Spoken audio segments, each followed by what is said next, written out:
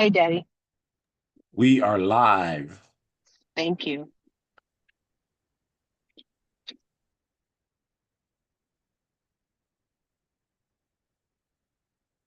Hey, Daddy. We are live.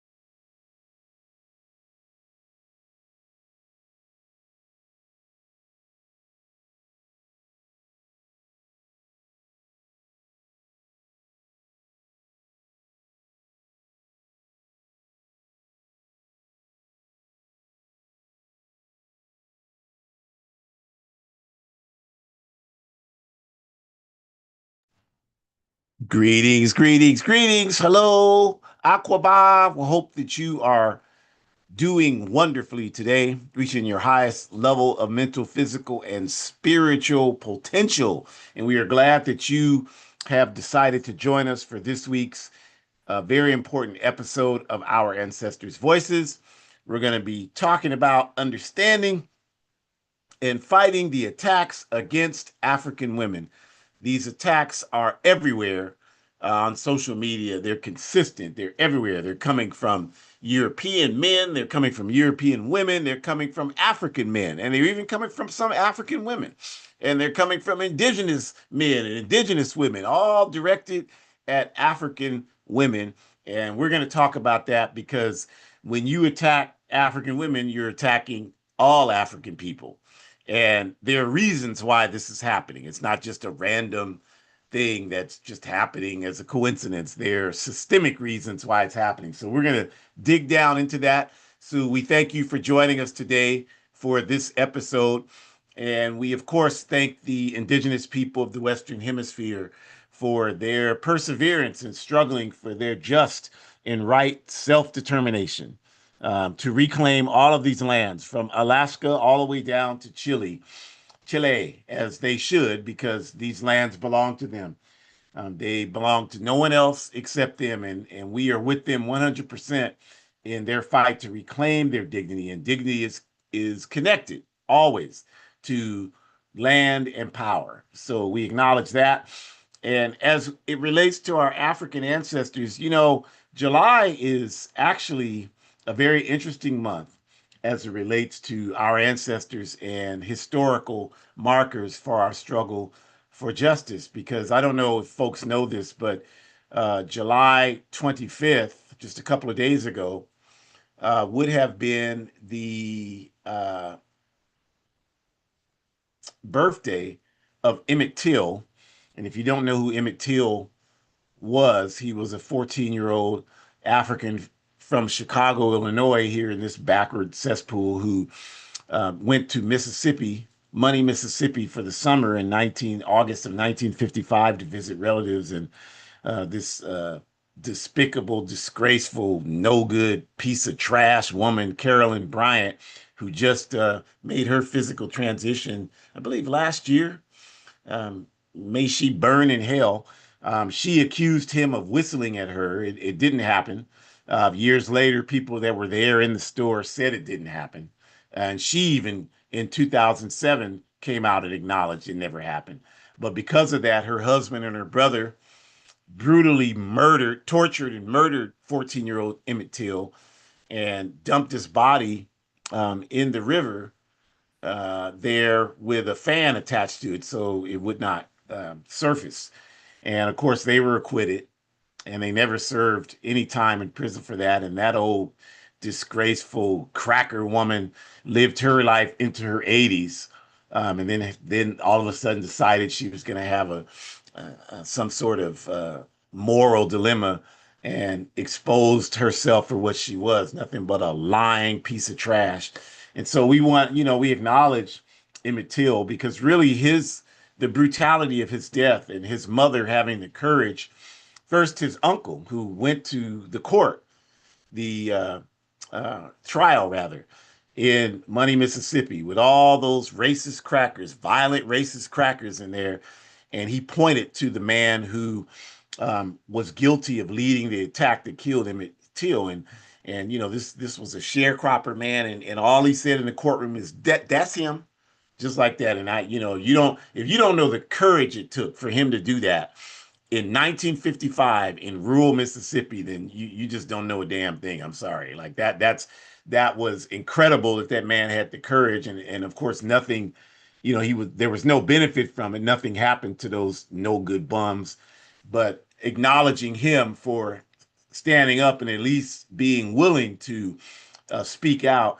And then to Emmett Till's mother, Mamie Till, who had the courage to uh, display her son's mangled and just viciously mangled body, to display it so everybody could see it, because it was really that really did as much as anything else to inspire the U.S. civil rights movement. So acknowledging Emmett Till.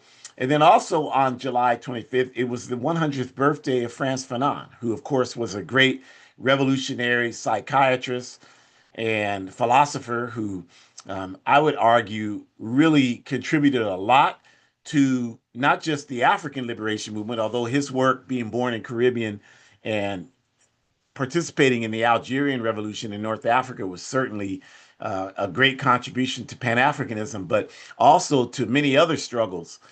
Because what he did is he contributed an analysis that essentially said that our psychological health depends upon us standing up to the violence imposed upon us by our oppressors, by an even greater and better organized violence against them, and that we cannot preserve ourselves as human beings unless we take that type of psychological approach. And really, he was really uh, one of the best people at articulating that. I'll say it like that. So we acknowledge the birth of Frantz Fanon.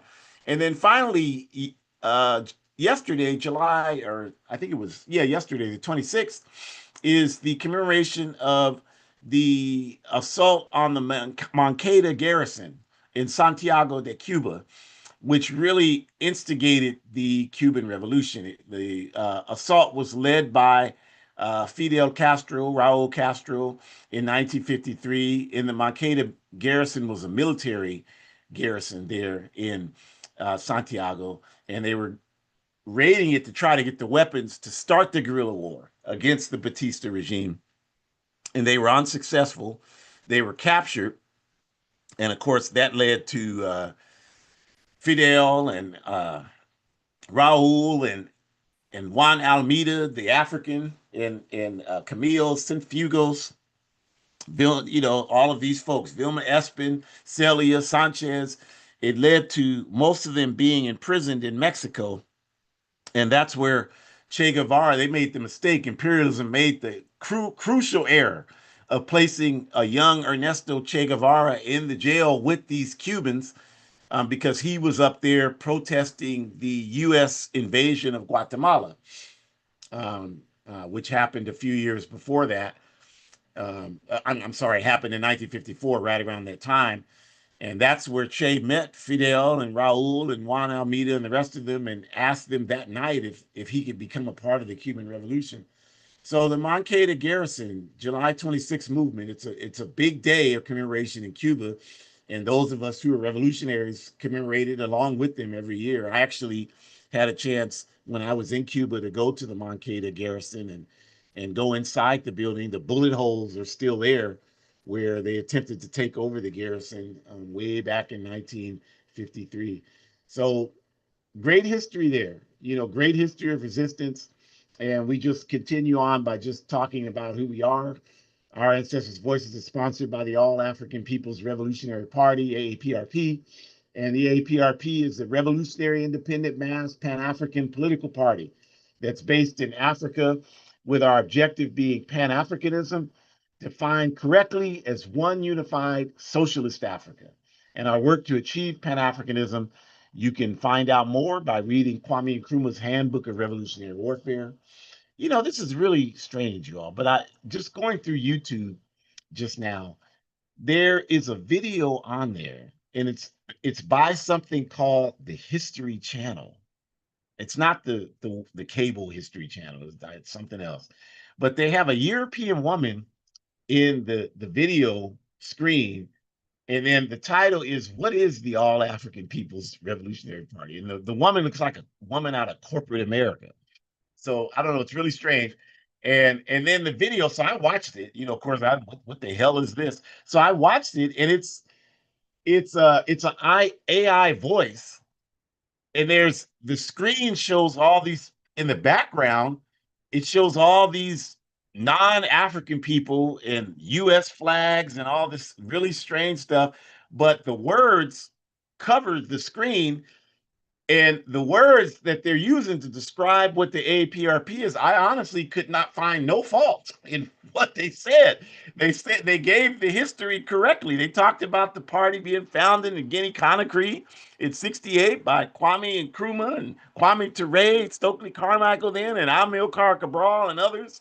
And they talked about it was the vision of Kwame Nkrumah and that we organize all over the world. We're in 30-something countries and our objective is one unified socialist Africa. They said all that in that video. Very weird and strange. So I don't know what that History Channel thing is. Very interesting. You should check it out.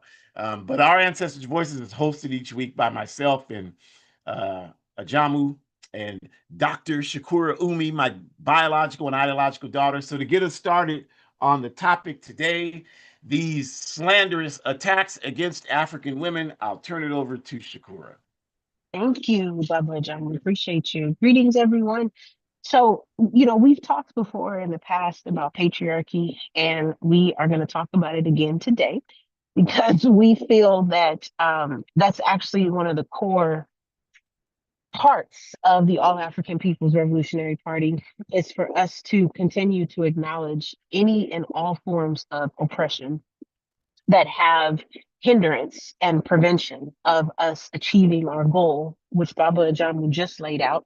But just in case it bears repeating, we're not in a position where we can work to achieve one unified socialist Africa if we are still embracing, celebrating, promoting, accepting, tolerating any type of systemic oppression that has a way of causing certain groups to feel less than, or a way of causing certain groups to feel like they are not as valued or that they should not be as respected as other groups. And so, when we think about patriarchy, that's definitely one of those systems that does exactly that. It amplifies power, privilege, and position to male identifying folks at the cost of discounting non-male identifying folks and women identifying folks because they do not hold that same power and privilege. And it's important for us to really break that down because we all have, I would call survival, I should say, skills when it comes to thinking about that. And when we think about how the system has constructed a propaganda behind patriarchy, all of us have found a way that we can, really break down what patriarchy means to us. The question becomes, how are we willing to push back against the teachings that we are taught? Every single one of us listening, streaming to this right now has some type of patriarchal value that has been instilled in us, whether we admit it or not. It is the truth. Because you can't survive in a system like capitalism without believing and accepting to some extent all the systemic oppression that exists. That's not the point. The point is, what are you doing to resist it? What are you doing to push back against it? What are you doing to unlearn it? That is the question. And, this topic is so important because, again, we can't really be saying that we're for the All African People's Revolutionary Party if we're supporting systemic oppression that is hurting the party, that is hurting the goal of the party, which is to organize all African people everywhere. That's not going to happen. If we're encouraging systems to divide us, if we're encouraging systems to make certain groups of people feel like they are less than, that is not what our objective is about. And if that is the case, then we don't need to organize anymore. We need to just embrace capitalism because capitalism already does that. It already makes us feel separate. It already makes us feel unvalued. It already makes us feel like we are not as important as other people, but from a class standpoint. So the only difference is you're substituting classism for patriarchy. If you're still embracing it, if you still feel like it is an important system, and more importantly, if you're not doing anything to resist it. You have to take responsibility for that. We're not going to be able to make change if we don't admit to the faults that we have. And if you're perpetuating or promoting patriarchy, you are a part of the problem. Admit that. You are a part of the problem. Stop wasting our time and admit that. Because we're not going to advance forward unless you admit that you are not helping us move forward. And there's a couple of ways that you can navigate that. You can either get behind us and humble yourself and understand that you have some serious work that you need to do to address that, or we can continue to push back against you and we will win because there are more of us who understand the problematic details behind patriarchy. And this is why we're doing the work to work with our group out of the Western Sahara. This is why we're doing our work to work with the group in the Sudan. This is why we're doing the work to work with our group with the Cuban Revolution. I mean, there are way too many groups. There are way too many groups. There's non-male marginalized groups within the Haiti Action Committee. There are non-male marginalized groups within some of the organizations on the continent that are not a part of the party, but are sibling to the party. Obviously, we have the All African Women's Revolutionary Union. I mean, we're doing the work, y'all. And you're not going to be able to keep up with us because more and more people are understanding this is not the way to go. It's not the way to go. It is hurting the people's movement. It is hurting the advancement of people everywhere because we're still adopting old school mentalities that are not helpful or critical at all in this new generation of what we're trying to do. And other people are starting to learn that if we're embracing patriarchy, then that means that'll be harmful to the queer community. So now we're starting to learn that there's a connection between patriarchy and homophobia or transphobia. Now we're starting to make connections in the differently abled community where ableist tendencies are starting to be problematic, just like patriarchy, just like homophobia, and just like transphobia. So this work is connecting and linking all types of groups together. It is connecting and linking all types of groups together. You even have folks, European descent, white allies who understand that white supremacy just as much needs to be dismantled as patriarchy. So because we understand that, you're not in a position to uphold this system because we're fighting back and we will take you down. We will take you down. It's not up for discussion. We will take you down because you're not going to get in the way of our struggle. And our struggle is the Palestinian struggle and the queer identifying struggle. Our struggle is anybody who is oppressed. We want to address that. We want to make sure that they have what they need. And you're not going to be able to push back against that. You're going to be by yourself because you're upholding a system that has no deserving value to be upheld. It does not deserve to be upheld. And I would just pose this question specifically to people who feel like they need to protect patriarchy. What has patriarchy done for you? Obviously, the ground question and the surface level question would be that if you identify as a male, you have more power and privilege, of course. But beyond that, what has it done for you? What has it done for your mental health? Where you feel like you have a responsibility to be the provider for your family. Now, that may feel good and you may feel like you're doing your job as a man, and that's great. But how much of that assumption of you being the provider is really toxic masculinity and not helping you? How much of that patriarchal value is helping your mental health? Be real. Be real with yourself right now. Do you really feel like a man when you're stressed the F out because you can't pay your bills? Do you really feel like a man when you're trying to decide what's more important, paying the bills for your medical stuff for your family or making sure your kid can play soccer?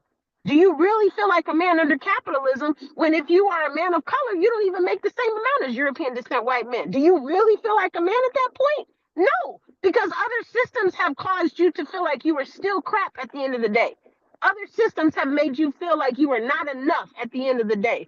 Other systems have made you feel like you now have a right to make non-male and marginalized genders feel like they're not enough because you're experiencing the same thing. So patriarchy does not really help men identifying people either. It amplifies you and it puts you on a pedestal, sure, but at what cost? At what cost for your self-esteem? At what cost for your mental health? At what cost for your feelings that are valid, for your emotions that are valid, for you acknowledging that you feel a lot of pressure under capitalism, which is valid to acknowledge that. That is valid. And just because you lost your job does not mean you can't provide for your family. It means the system has failed you. That's what it means. It means that you were never set up for success to begin with because you're not supposed to be here. The indigenous people are supposed to be here. And you don't earn a livable wage. So how are you going to support and provide for your family? That's a contradiction. And you were set up for failure to begin with. So yeah, patriarchy is not a benefit even to male identifying folks. You just have to be honest with yourself and admit that. You have to be honest with yourself and admit that. Acknowledge that and be real about that struggle. Be real about what it has really done for you and your ability to feel capable, to feel confident, your ability to feel like you can uphold relationships, your ability to feel like you're trying to raise your children in a world where they're suffering from this every single day. If you're a parent, you need to ask yourself, what kind of role do you want your kids to have where they either A, feel like you as a male need to do every single thing for them, especially the gender role situations where they're not in a position to take responsibility or figure out what they need to do for themselves? Or are you in a position where you have these conflicts where you're constantly bringing up different tensions and you're trying to figure out how to navigate them? I would like to think, and Baba Ajamo, you can correct me if I'm wrong, But I would like to think that that's the stage that we're at in our relationship, where I'm struggling to ask for help with certain things, but I'm also at a point where I'm like, my parents have raised me to be independent. This is the trash that needs to be taken out. I'm not going to wait for my dad to come back and visit to take it out. I'm going to take it out because I've lived by myself and I'm an independent woman. And I don't need a man to take my trash out. But at the end of the day, what kind of harm is that doing for the relationships that I've fostered when I have male identifying friends who come over and they want to be helpful? So they offer to take the trash out, but I'm too busy trying to resist patriarchy. So I tell them no, when in actuality, it would actually be really cool if they could help me out with that. Like, this is what we need to break down, you all. And if we're spending so much time working through the tension of that, we're not going to be able to spend time organizing, which means the advancement of our people is not going to move forward. It's not going to promote. And then that means that there's going to be more time spent on frivolous things that are important, yes, but in the grand scheme, they're really nothing. We got to get this kind of stuff in order first before we can move forward to the other stuff, which means we need to look in our own backyard. It means we need to look within ourselves. We need to look at our biases. We need to look at the biases that we are protecting, the implicit ones that we don't want to admit exist. And we need to highlight what that looks like. We need to highlight all of that. We need to understand that it's okay for us to take out the trash, and it's also okay to get help. And that doesn't mean that you are a weak individual if you get help. But we got to dismantle white supremacy in order to understand that. In the community self defense trainings that we have, next slide, please. In the community self defense trainings that we have, we're looking at how we are trying our best to separate the white supremacy influences that we bring into spaces. We were talking about this last week, no, 2 weeks ago, because Baba Ajamu, the class is offered and sponsored by the NorCal Resist organization, but also the All African People's Revolutionary Party. But Baba Ajamu is teaching these classes, right? And so we're talking about how we're supposed to be going in a line, and one by one we go down the row and we're showing the rest of the group how we're putting all of the combination moves together. And it's very nerve-wracking because you don't want people to see you make a mistake. You don't want to make a mistake. You don't want to be like looking off, like you're not the one who gets it when everybody else seems to be flawless and perfect. And that's not really what it is. But if you're a real individual right now, you know what I'm talking about. You don't want to appear to look like you don't have it together. You don't want to appear to look like you weren't paying attention. You want to make sure you're doing it perfectly. And at one point, one of the other students said, white supremacy teaches us that we have to be perfect. And Baba Ajam was like, you're absolutely right. So let's address that right now. You don't have to be perfect. You're learning a new skill. That means you're going to make mistakes. You're going to have to work on getting it. You're going to have to figure out what that means for you. So just saying all that to say, like, we need to acknowledge the spaces that we're in, you all. We need to acknowledge how the system has taught us that we need to have a certain manicured appearance and how we navigate this world. And I would argue white supremacy influences patriarchy just as much as the other way around. So those are things that we need to really break down and think about. Understanding how patriarchy has manifested itself. Understanding that there are concepts like with women who are being blamed for the challenges that males I face, that male identifying people face. Like really breaking that down and thinking bigger and critically about that. Right. So understanding that, if we're not acknowledging capitalism, if we're not acknowledging imperialism, if we're not acknowledging that people are working at jobs where they are not making a livable wage, then why are we blaming individual groups of people when the system itself has the power to make life a living heck for those individuals? The system itself has the power to cause someone to have heartache and trauma, to have some type of serious disvalue. And what am I trying to say? Like a serious indicator that life has been really challenging for them. These are not individual groups of people because they don't have that kind of power. If they did, do you think they would be so impacted by patriarchy? Just think about that for a minute. Just literally think about that for a minute. Me, I'm a woman, she, her, right? I'm a woman. So do you really think I have that much power to make your life a living hell? How? I'm not even respected. I'm not even valued. People don't even care about me, especially because I'm an African woman, but also because I'm a woman. People are less likely to listen to me. They cut me off. They don't value me. I'm not as valuable. I don't have an opinion that matters. This is why you always hear people saying, listen to Black women. That's where that comes from, because no one wants to listen. Everybody's got an opinion, but no one wants to be heard, or no one wants to allow African women to be heard. Their opinions don't matter. They don't know what they're talking about, right? So if I don't have value and power in society, then how am I going to make your life more challenging? I don't matter, remember? I don't have any justification to impact you in that way. We have to think about this stuff. You all, it doesn't even make any sense. That doesn't even make any sense. And it would be the same if we were to say, the belief that the problem in relationships is women, particularly African women, and their attitudes and behaviors.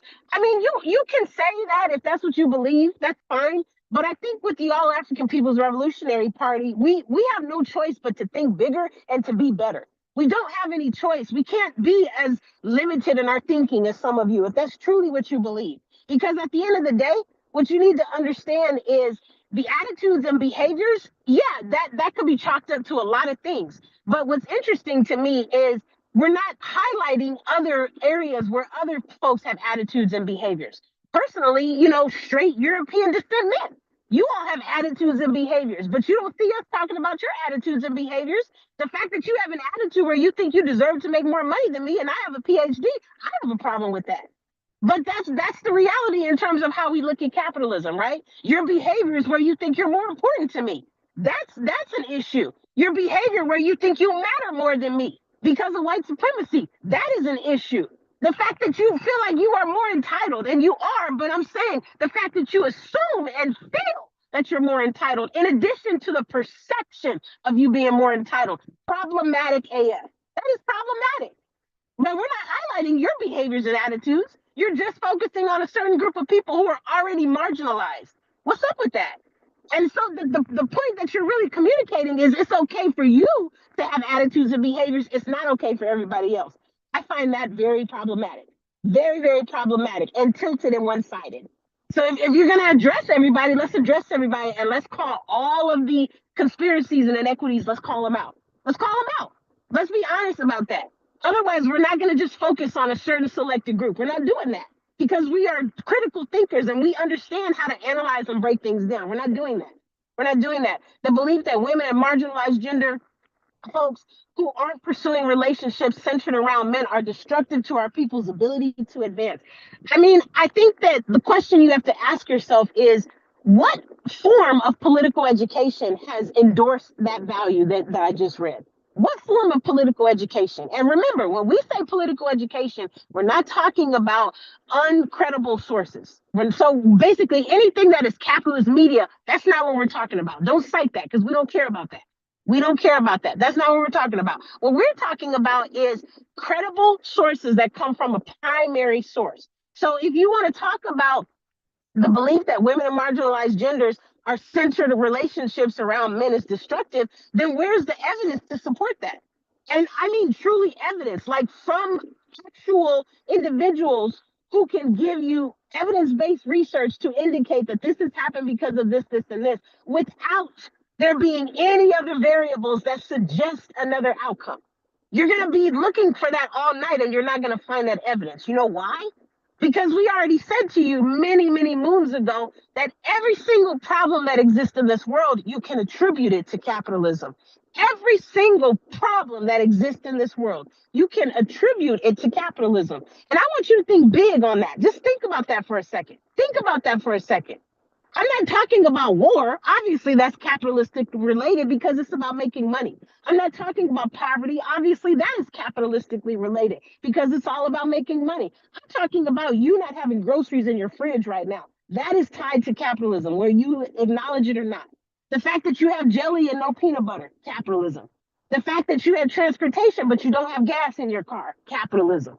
The fact that you don't have the most healthy relationship right now, some of that is individual, but a lot of it is based on capitalism because the values and the teachings that we are endorsed, the values and the teachings that are propagandized for us to believe that we think we can do better with somebody who has more things so they have more money and we want the status that comes with that. All of that BS is connected to capitalism.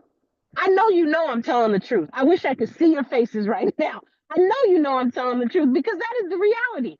So I want you to think about one thing in your life that is not impacted by capitalism. I promise you, you can find a way back to it.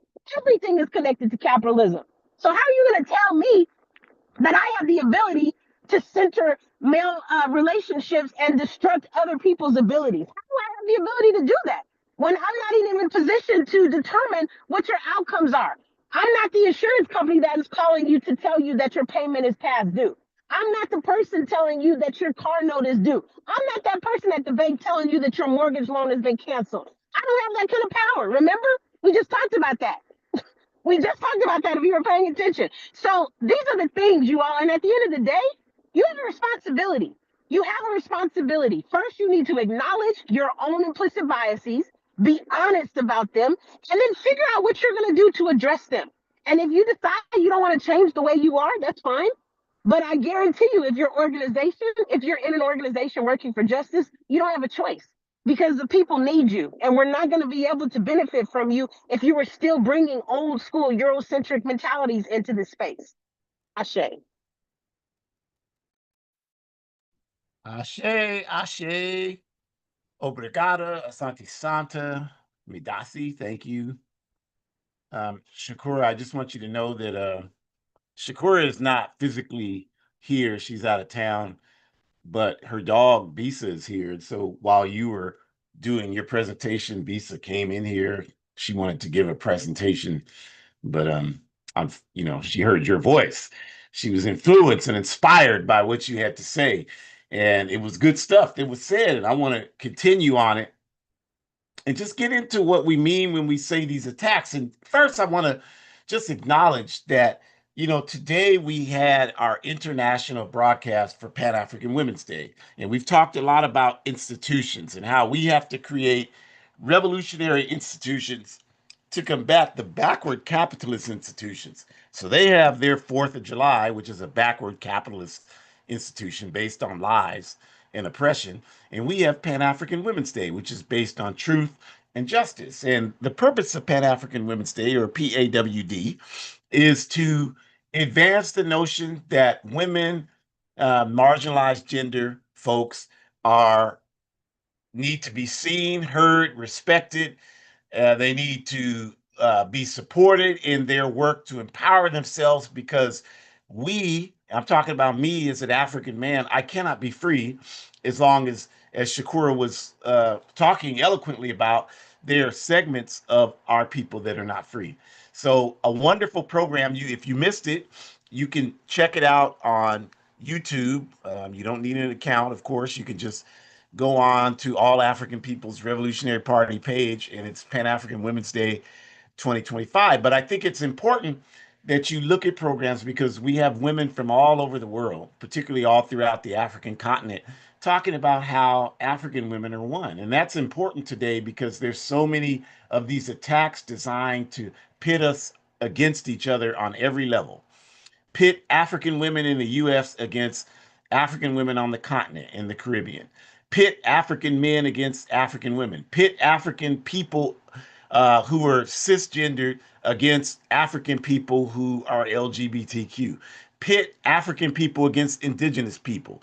This is the trick of capitalism, is to ensure that we are constantly fighting each other. I just saw a video where this African woman that should have rehearsed her presentation much longer than she actually did is on there talking about she's ready to go to blows with sisters from the continent over some nonsense. If you go on social media and you want to see some Africans talking about real issues impacting our people and things we have to do to come together to do something about it, things like Pan African Women's Day, most of you have no idea where to find that. You have no idea. We didn't just tell you. You have no idea that even that something like that exists on a consistent basis. But all you have to do is just pull up YouTube and you can see as many videos as you want about uh, how important it is, how long a man's genitals are, how a woman has to, how much money a man has to make. All of this negativity about us. Whether the parts of the woman's body are real or not, like all that stuff, you don't even have to. You can practically do that without even clicking any keys, and you can find that nonsense. And I start that by talking about this coon in the picture here on the screen. I hope you can see a screen. And this guy is his name is what the hell is I forget his name because he's a clown. I could just call him Coon, but his name is Myron. That's his name. Myron Gaines is his name. And he has, of course, millions, thousands of internet followers because he's talking about the type of nonsense that I just mentioned. And you all love that stuff. So you watch him, you spread his videos, and that's how he has such a large following. Whereas those of us who are, making a sincere effort to talk about things that we need to talk about, we don't get that kind of enthusiasm behind us supporting the work that we're doing. So we don't have those kind of following. But what this clown is talking about, he's always talking about African women being ratchet, being loud, boisterous, being immature, being unsophisticated. And he's in his mid 30s. I researched this coon. He's never even been in a serious, not, I define a serious relationship at least a year of a monogamous relationship with someone, and then you can say I've been in a serious relationship. At least that's the bare minimum. And this clown hasn't even done that. So he's not qualified to talk about what African women bring to a relationship. But yet millions of people, probably some of you all that are watching this, you listen to him, you've seen him, you know he is. And if you don't, you know people that do. So this is what we want to talk about there today, because there is a concerted and a coordinated effort to disparage and discredit African women. And it's important that we understand that the roots of this campaign are in dividing the African community. And I'm just going to say this one time. We are African people. We are not, look, if you have never read a single book about African history, and most of us have not, let's just be honest about that. You know nothing about Africa. You couldn't have an intelligent conversation about what happened on a slave plantation. You couldn't have an intelligent conversation about what happened to us during the years of Jim Crow segregation. I'm talking about how the system was organized. You've never studied any of that. You know nothing about societies in Africa, how they resisted colonialism and slavery. You know nothing about any of that. You haven't studied it at all. Then shut the hell up, right? Like people like us, we're not. I'm supposed to sit there and listen to you just go off about some stuff that somebody told you, and you don't even understand how to contextualize it. We're not going to do that. So we're using the appropriate term, African. Somebody, well, where did the term African? I don't give a damn. I told them, if you want to call the land base uh, Boogie Wonderland, then we're Boogie Wonderland people. We're connected to that land base. I don't give a damn what you call it. We're not concerned about that. I mean, that's so minor and minuscule, but that's where our thinking is at, and we need to lift that up, you all. So that part. But this campaign against African women, it's rooted in dividing the African community. The efforts to turn Africans against indigenous people is rooted in keeping us distracted from understanding the necessity to struggle against this capitalist system. So that's the root of it. And the division is important because without unity, we'll just continue to be prey for the capitalist system. And they will never have any problem finding coons like this one on the picture, because there's a lot of money in doing what he does. I mean, even the white supremacists know this. I watched a video today of this. What is that boy's name? Nick Fuentes, white supremacist, stupid ass white supremacist, dumb as hell. Talks fast like that's an equivalent of being intelligent and knowledgeable of history. But even that asshole, because even a broken clock is right twice a day. So even an asshole like that, can have some good points. And he said that he talked about Jason Whitlock, who's another one of these social media walrus-looking coons that's on there and always talking bad about African women, especially like Angel Reese. He's supposed to be a sports commentator, but he always talks about, he really hates Angel Reese and talks about her. And, this is a 23-year-old African woman, basketball player. And, all the white supremacy is, dumping on this 23-year-old African woman's head. And she has done nothing but live her life the way she lived. I mean, a bunch of um, losers talking about her, a bunch of miserable losers.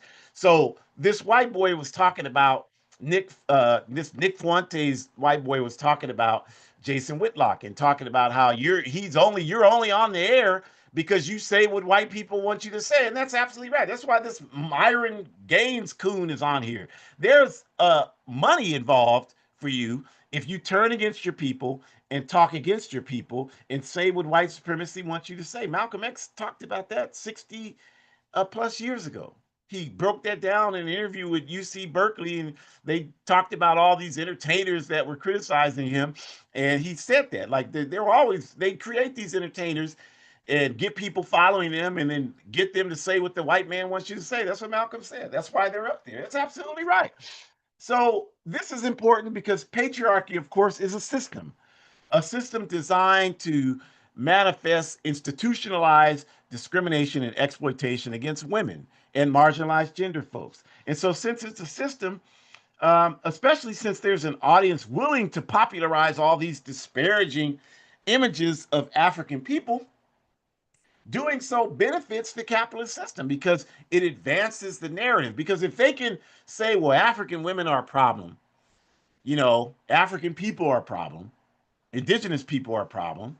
None of them could do that. Like a white man wrote to me, all you blacks do is kill each other. As long as people can believe that, then that makes capitalism's job much easier. Because if you want to exterminate, oppress, repress, and exploit a people, you have to dehumanize them. Because if you dehumanize them, nobody's going to care what happens to them.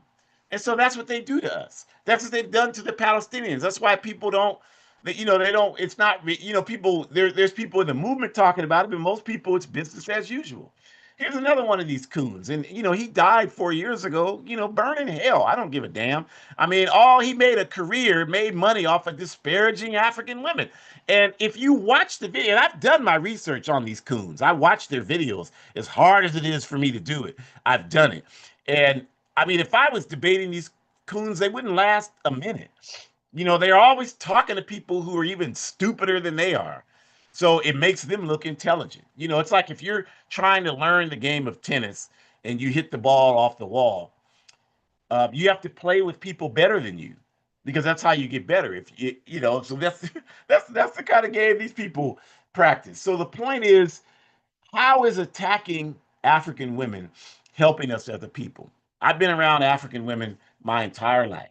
My mother, grandmother, sisters, cousins, wife, daughters now.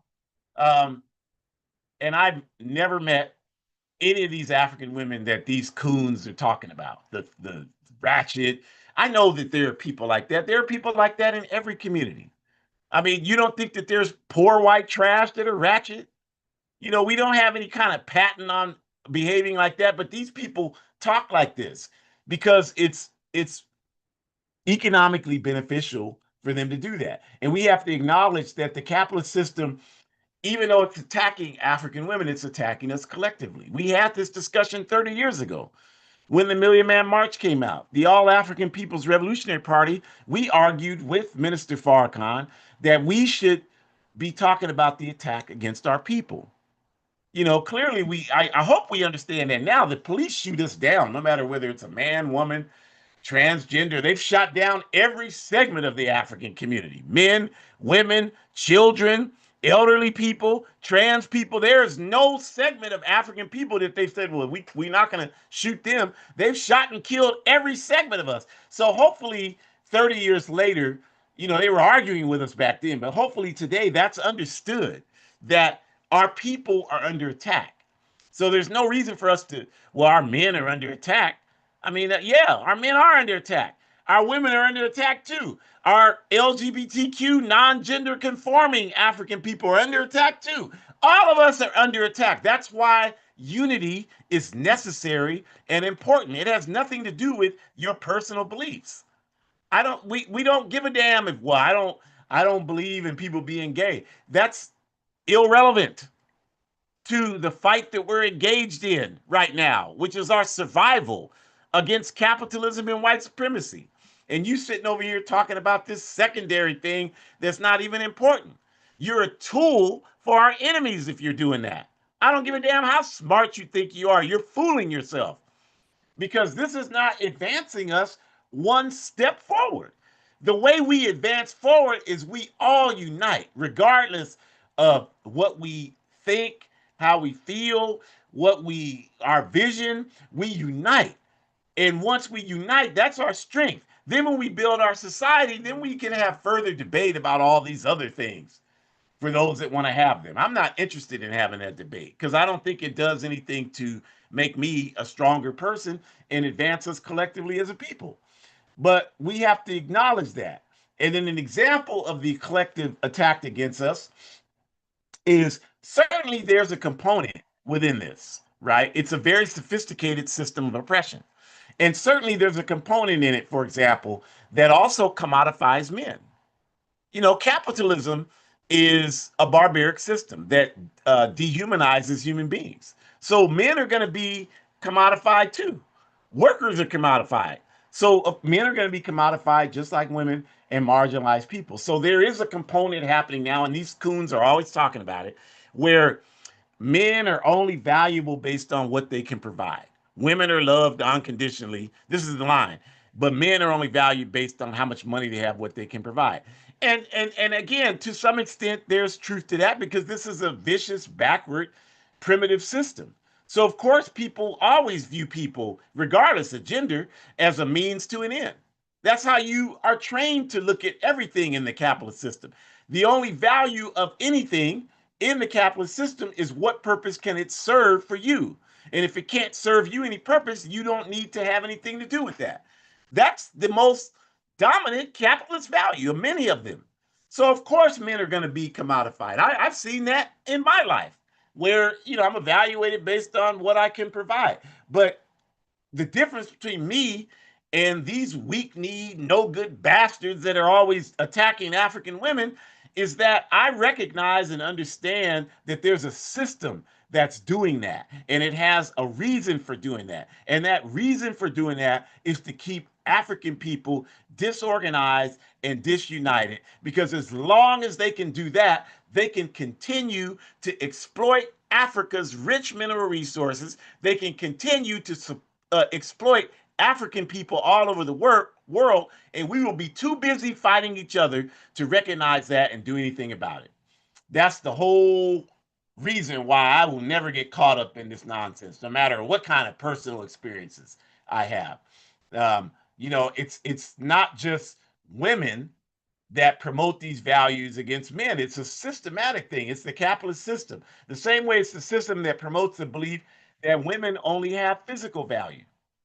But if you study patriarchy and you understand how it works, you can see beneath the surface level analysis. For example, I remember I was in a barber shop many years ago, and in the African community here in this town I live in, and back when I had hair. And this African young woman, probably 18, 19, walked by the front of the shop with a stroller with a baby in it. And it was nothing but men in the shop. And one of the guys in there said, see, that's the problem now. She out here having these babies, and they all out here having these babies, and they ain't got no way to take care of them. They on welfare, but he went on and on and on. And I told him, that's your those are patriarchal talking points. Of course, he didn't know what patriarchy was. So I broke that down for him. And then he and a number of the other ones said, well, why is that? I said, well, one, because they've trained you, capitalism has trained you to look at that young woman and see her as the problem, and you see her as draining your financial resources because she may or may not, you don't know her, we don't know her, she may or may not be on welfare or on assistance, while you ignore multinational corporations like Walmart, for example, that drain billions of dollars out of your pockets. You don't even pay attention. She gets a couple of hundred, and they take billions, and you don't even pay attention to that. And the reason why I say that about Walmart is because y'all know that Walmart, 40% of their full-time workers make so little full-time workers that they have to be on public assistance. Like this man was accusing this young African woman. So to me, I'm much more concerned about Walmart stealing resources than I am. Feed the babies whatever they need to make. Because I know if she's out there alone, I understand why that happened. So feed the babies. Take my tax money and do that. I don't have any issue with that. I don't want my money going to Walmart. I don't want 50% of my tax revenues going to the US military to carry out terrorist acts all over the world. But you don't even pay attention to those things because they got you focused on that one African woman. So I said that. I said all that. And then I also said, well, where's the man? She didn't make the baby by herself. Where's the man? Where is he at? And why is it so easy to, I experienced that because Shakura's mother and I divorced when she was 4 years old. And from that day forward until she was 18, we had a 2 week relationship. She was with her mom 2 weeks, she was with me 2 weeks. And she's on here. She can tell you if I'm lying. Never once did I default on that 13 years? Never once did her mom default. In fact, our struggle was we wanted more time. We would always argue and debate with each other about, well, can I have an extra day or so? Because we want to do this, we want to do that. But my point is that um, I would have her when she was little. I had her from the day she was born because at that time, her mom, even when we were together, her mom used to work nights and weekends, and I always only worked Monday through Friday, during the day. So I would have her on the weekends or in the evenings. I'd take her to the park. And there were always women that came up to me constantly when Shakura was a baby. You need help when I'm changing her diapers. Who are you with her mom? This was constant. It got to the point where I would go to faraway places because it was uncomfortable for me. But my point is that all those single African women, there weren't no men coming up to them offering to help them. Any African woman looking at this that raised children by herself, I'm telling the truth. Even if the rest of you are bold-faced liars and will never admit it, African women that raised children by themselves, I'm telling the truth. That's the reality. That's a great example of how patriarchy works. And at the end of the day, when we perpetuate this nonsense against African women, it's all our people that are being disrespected. How are you going to disparage African women when you come from one? I mean, you're a goddamn fool. You telling these white racists, you talking bad about African women collectively because they don't ever say, well, it's just this one African woman. They disparage African women, period. So you come from one because all these coons came from one, unless they're aliens. They probably are. I don't know. They could be. But I'm assuming they came from African women. And if that's true, and you're telling white racist America that African women are ratchet, and then you're telling white America, then I ain't shit either. And you're so goddamn stupid or such a sellout for a quarter that you're willing to do that to get that goddamn quarter. You're a disgrace. So yeah, I say burn in hell, goddamn it. I don't give a damn if you think that's wrong. I don't give a damn because this is the kind of stuff that helps keep us in the situation that we're in right now. And I'm gonna die, and you can say that I can burn in hell, and I'm gonna come back and haunt the hell out of your ass. So I'm good with all of that because I'm trying to fight and do the best I can to struggle for our forward liberation. And we got too many sellouts still on the plantation holding us back, and we need to start doing something about it because true unity requires us uniting around principles that bring us collective power, regardless of our personal perspectives, desires, etc. Making our people's destiny bigger than your own personal ego. Wow, is that important? And it's a lesson we need to learn. And there won't be any unity without this type of sacrifice from all of us, right? There's no unity based upon self righteousness. That's not how we get unity. I don't give a damn what you believe, and you don't need to give a damn what I believe. But we all should believe that we should come together to eliminate this oppression that we're fighting. Otherwise, if you can't agree with that, then you're my enemy and I'm gonna do everything I can to walk over you. Period. Individual celebrity activism isn't the answer. These idiots and coons are not the answer. The masses make history. So only the masses getting involved in organizational struggle is the solution.